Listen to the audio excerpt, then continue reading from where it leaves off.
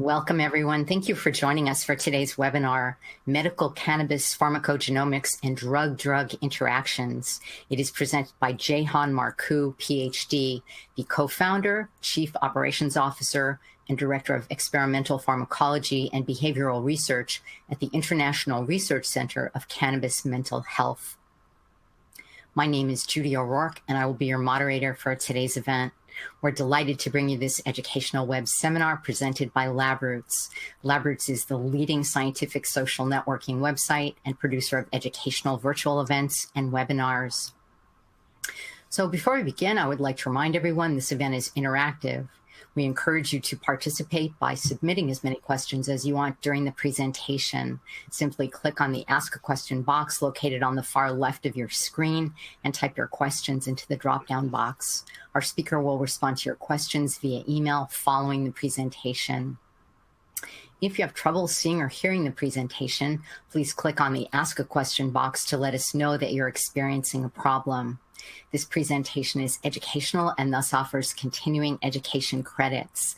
Please click on the Continuing Education Credits tab located in the top right corner of the presentation window and follow the process to obtain your credits. Now, without further ado, please join me in welcoming Dr. Marcu. I will now turn the presentation over to him. Hello, thank you. Today we will be discussing medical cannabis pharmacogenomics and drug-drug interactions. And perhaps one of the most important things you will learn from this presentation is on the opening slide, and that's my email address. We're going to talk about a lot of research and a lot of things you might not have heard about how THC and other cannabinoids from the cannabis plant interact with the human body, and you're going to have questions. So what I would like to talk about first is who we are, what is the Institute, the International Research Center on Cannabis and Mental Health, and what are we doing? And then I'll go into pharmacogenomics, examples of how you test for this, as well as discussing some drug-drug interactions with cannabinoids that we might be able to avoid with this. And I'm also happy to take any questions about THC, CBD, and terpenes during the Q&A or by email. So at our institute, we have three goals, which is research, education, and advocacy. We advocate for safe and standardized cannabis products, as this is a public health issue. We're focused on education around mental health clinicians and other people who offer therapy, and we focus on cannabis mental health issues and well-being. I will share some of our research projects that we're engaged in and how pharmacogenomics is playing a role in helping to develop those studies as we try to bridge the gap between what's being done in the lab and community and health professional practice. Some of the issues in cannabis research have to do with the clinical research being mostly focused on physical illnesses. Most research on mental health has been focused in a basic research setting with animal models. But one of the most common things patients report using cannabis for the treatment of mental health symptoms such as anxiety, PTSD, and other issues. But largely mental health clinicians view cannabis use as a pathology. And research in industry and universities is often disconnected from the community and the mental health practice issues. Community-focused research can help remove some of the ivory tower political and for-profit product motivation. And so we focus on community-based research in that there are some disconnects between when someone is recommended or prescribed a cannabis product and then when they go out and they get treatment or therapy from a separate health professional. A lot of popular topics being studied in cannabis as well as by our institute include PTSD, opiate and drug abuse, and autism as well. We also have an interest in traumatic brain injuries, anorexia, sexuality and well-being, and sexual function as a common side effect of a lot of antidepressants have an effect on sexual function. We're also interested in looking at anxiety, depression, menopause, and other secondary gains from cannabis treatment. Regarding education, we have recently completed a funded study assessing the knowledge gap for mental health clinicians in cannabis. We found that there was a lack of agreement on differences between healthy use and abuse of cannabis. Most of the health professionals we interviewed had recommended cannabis for treatment of physical conditions, not a lot of mental health issues. Some of the most revealing things were that most were uneducated or received no formal education or accredited education about the endocannabinoid system and its impact on mood. Many felt unsure about cannabis's effect on future drug use, such as many clinicians still believe that the gateway theory holds true, that cannabis causes people to use other drugs, which has been debunked by such agencies as the DEA and other institutions. And they also saw that there was a risk for developing schizophrenia despite a lack of evidence supporting these ideas.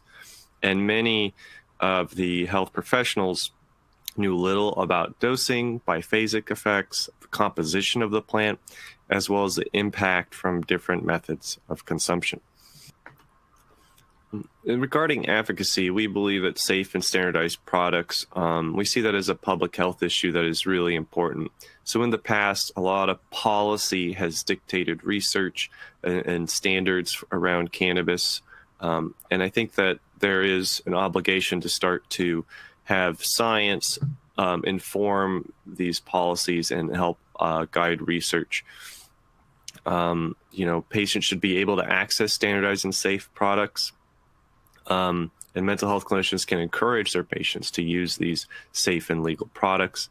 Affordability is also an issue for many patients who cannot afford cannabis, as it's not yet covered by insurance in the United States.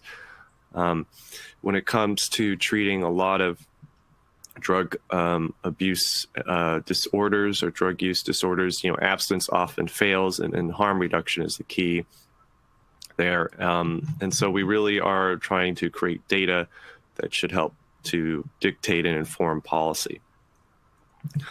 Another one of our projects is the new Hemp Times. We've launched a fun educational podcast and internet show with some renowned comedians and entertainers in New York that have worked on everything from The Chappelle Show to David Letterman and The Late Night Show.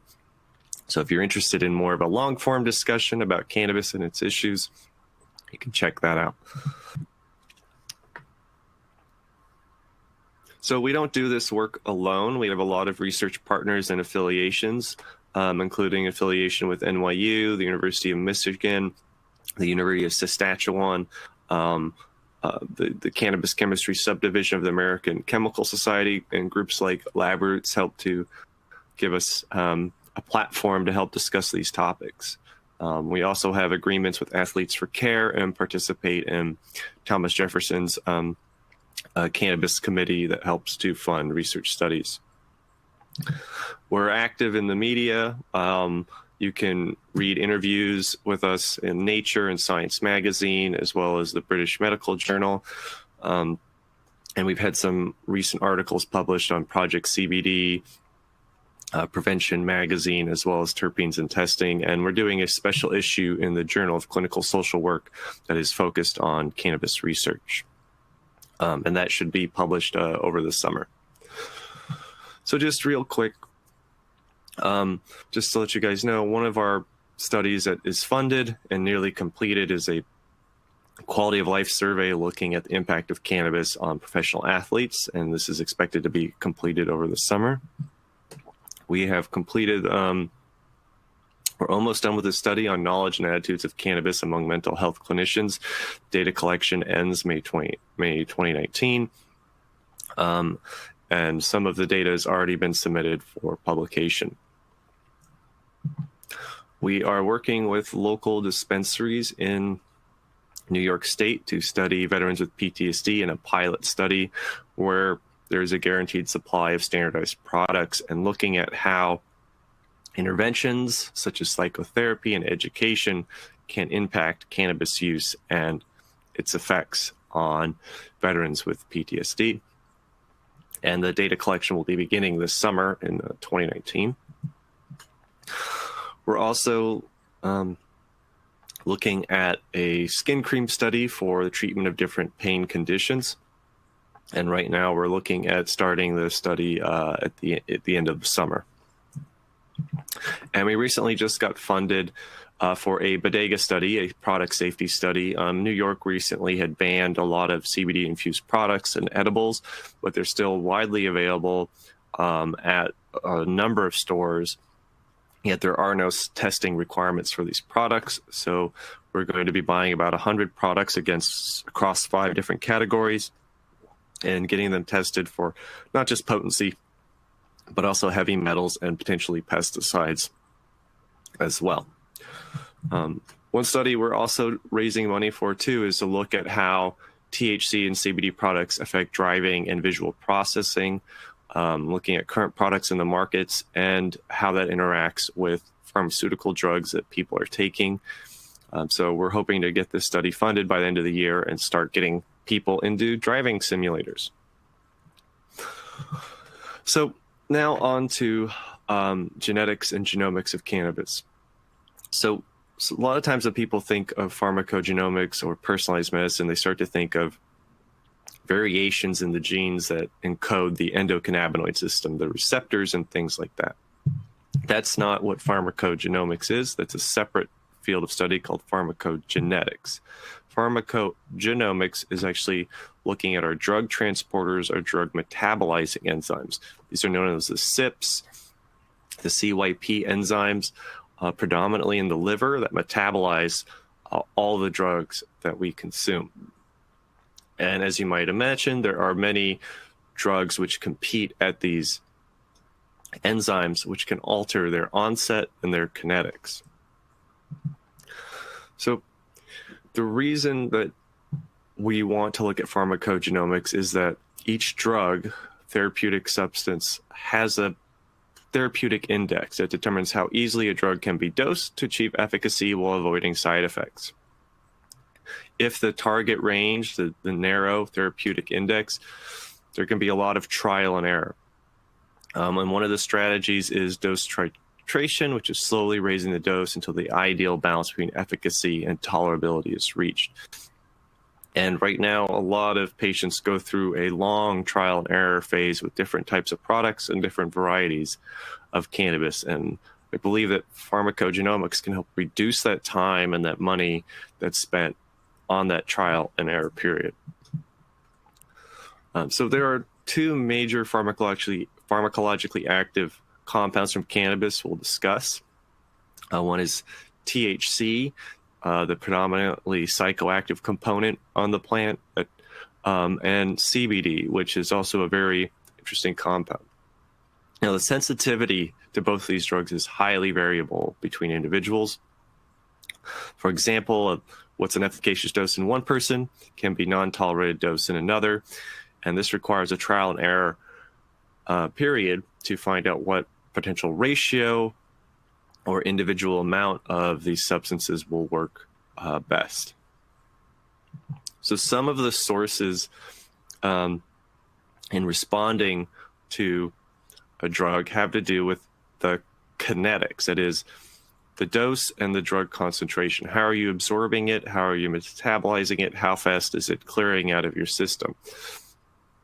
There's also the dynamics, the relationship between how much drug is there and its effect on a receptor at a very, very, small level. How is it interacting with cells and its efficacy there?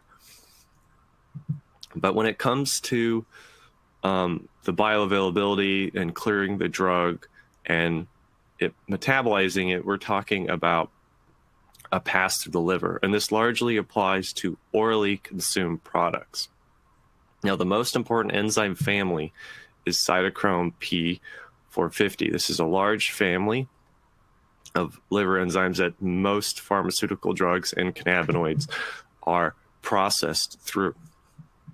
So there is a huge variability in this enzyme between populations. You can have over a 10-fold difference between individuals, and the resources of variability and how these enzymes works have largely to do with 2 things. One, the drugs that are there competing for it.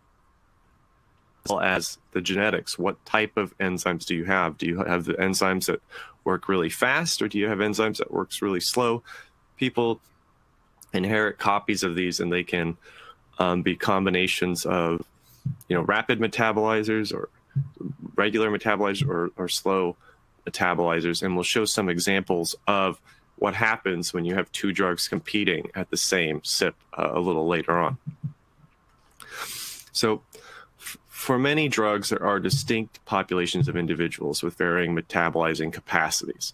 So in this little graph on the right, you can see this sort of breakdown. And obviously, certain types are rarer than others. The poorer metabolizers tend to be getting two bad copies, let's just say, for conceptual purposes, of one of these CYPs is fairly rare compared with getting one good copy and one bad copy. So we have this wide range of ultra rapid metabolizers, extensive metabolizers, intermediate metabolizers, and poor metabolizers. And as you can imagine, that will change how you respond to a drug. What type of dose can be efficacious versus which one will not be. So if you're a poor metabolizer, chances are a small amount of a drug that goes for that CYP will be in your blood longer, circulating around and being active longer. Because when you metabolize things, that's when they break down and begin to have severe side effects. The National Institute of Health has put out a statement saying pharmacogenomics is the studies of how genes affect a person's response to drugs, combines pharmacology and genetics to develop effective, safe medication and doses that will be tailored to a person's genetic makeup. There are a number of clinical trials looking at pharmacogenomics right now at various genes and how they affect our response to cannabinoids, such as THC versus CBD. And we see, I was able to find about 5 studies that are currently active, funded, that are looking at certain drug transporters, drug metabolizing enzymes, and the effect that are going to become more and more important. So let's look at some of the practical information behind this. So one version of a CYP, the 2C9 type 3 polymorphism, if we look at in vitro, that is in basic research assays, this variation causes a significant reduced enzyme activity. So what that means is that THC, for example, is going to be around a lot longer and potentially a lot more active than if you don't have that variant. So on the left, you see the type 1 and the red bar. It's getting cleared right away out of the system. It's getting metabolized. And you see on the right that it is not. So what this basically is showing is that this can increase plasma levels. Just to talk from a conceptual standpoint, this is another study confirming the previous work in human beings. So participants who had the type 3 genotype had threefold higher THC levels compared with the other group. And you can see that represented in blue versus green versus red in the graph. So just conceptually, let's say you are a legal cannabis patient. You might actually have higher blood levels of THC in your system than someone else, which could be potentially not so good if you get pulled over and they administer a roadside sobriety test. Whereas if you were a type 1 metabolizer, it might be well below the cutoff and detection limit. But it also means that you might potentially want to think about smaller doses of things like THC because your body is really maximizing its use. It's going to be there longer. It might be having a longer effect, a longer duration of effect. This has indeed been shown that this particular type 3 version of 2C9 increases the oral effects. So, dose reduction is not necessarily for inhaled THC, but for oral THC, this particular CYP 2C9 type 3 definitely seems to increase the effects of oral THC. And that can could be an important thing to know if you're coming up with a dosing strategy or administration strategy for these drugs. Now, there are lots of different routes of administration for cannabinoids. I'll talk about 3 real quick. One is inhaled, the other is oral, and sublingual. So when you inhale cannabis products, such as through a vaporizer, you're not getting a lot of significant pass through the liver. You do have CYP enzymes located in your periphery that will break down the drugs, but PGx dosing, pharmacogenomics dosing guidance needs also to be focused for specific routes of administration. And largely what we're talking about here is in the middle here, the oral administration, edibles and pills and things like that. Sublingual is a great strategy for avoiding first metabolism and drug-drug interactions in the liver, but much of it can be swallowed if it's not absorbed under the tongue properly. So we're going to talk, and I think this will be the sort of the last part of this presentation, talking about cannabinoid drug-drug interactions. And doing this research, and it was quite surprising to find out some things like CBD, when taken orally, competes with the same liver enzymes as 60% of prescription drugs on the market. And that may be leading to some side effects. We'll talk about the difference between cannabinoids being victims of drug-drug interactions and perpetrators of those drug-drug interactions. So there are different types of drug-drug interactions. So there are, when a cannabinoid is a victim of a drug-drug interaction, this is when cannabinoid levels are changed by the presence of another drug. The drug is altering the effects, if you will, of THC or CBD. Now, cannabinoids can also act as perpetrators. They can cause changes in levels of another drug. There's also pharmacodynamic drug-drug interactions where both drugs contribute to overlapping side effects. Victim and perpetrator don't apply here, but an overlapping side effect might be sedation or increasing appetite or something like that. So there are a lot of gaps in our knowledge about cannabinoids and drug-drug interactions when they're taken orally. There's been studies, but a lot of this information is extrapolated from in vitro drug metabolism studies, that is, petri dish test tube experiments, as well as animal studies. We do have some data available, which we will look at, but from these clinical studies, what's interesting is the drug-drug interactions was not the primary objective of the study. They just sort of stumbled across it. So here's an example where cannabinoids are victims of drug-drug interactions. So strong CYP3A4 inhibitors include a lot of these clarithromycins, ketoconazole, and other protease inhibitors. These are very commonly prescribed drugs.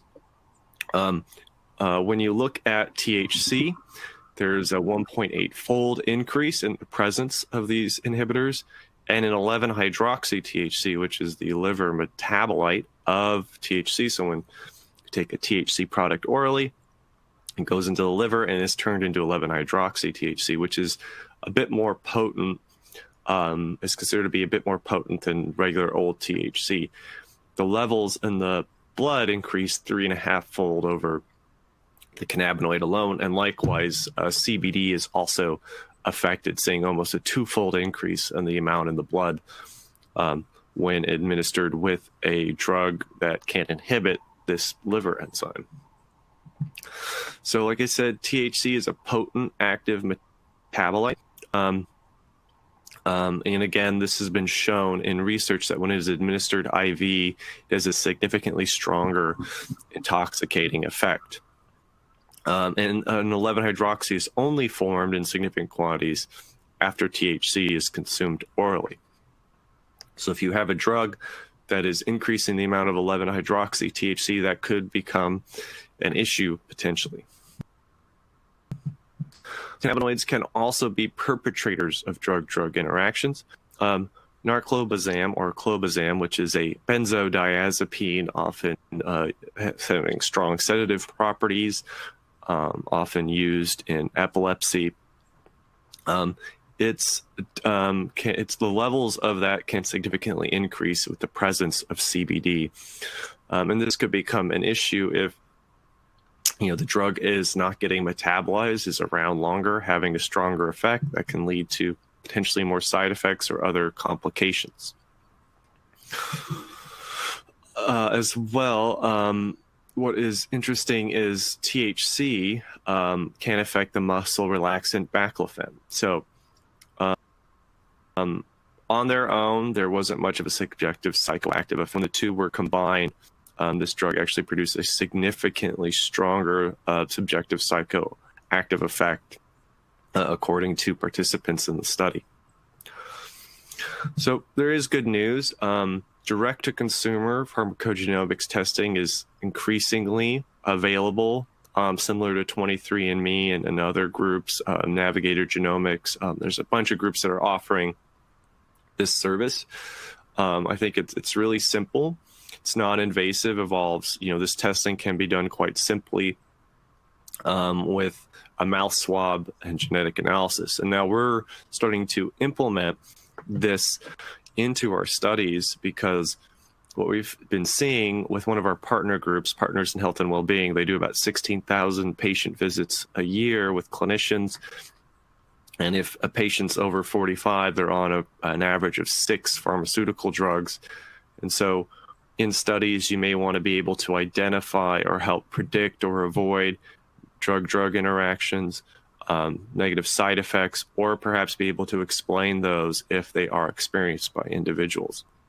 And the cost has dramatically dropped since this technology was invented, which is really helping to make it sort of seamlessly integrated as an option in clinical study. So in summary, I strongly believe that pharmacogenomics could be used to help predict individual cannabinoid metabolism, helping to personalize cannabis products for patients. The predictions from pharmacogenomic data could speed up the trial and error period, improve dose titration and therapy outcomes. Drug interactions and other factors, such as diet, must be taken into account when you're either designing clinical studies or using cannabis products as a medicine. It's important to remember that cannabis is greater than the sum of its parts. THC and CBD interactions reduce side effects and increase efficacy. THC by itself is kind of a lousy drug with some side effects. CBD and terpenes can help reduce those side effects, such as intoxication and impairment. Genomic and genetic responses influence THC and CBD effects. And I hope this presentation has been informative. Please feel free to email any of your pharmacogenomic questions to jmarcu@irccmh.org. And for those of you who want to know where some of this information comes from, here are some handy dandy references. I'm happy to share these with folks. And for more information about the Institute, research opportunities, please contact our CEO, Jan Roberts, at jroberts@irccmh.org. Thank you.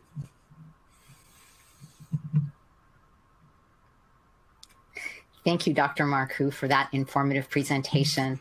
I would also like to thank LabRoots for making today's educational webcast possible.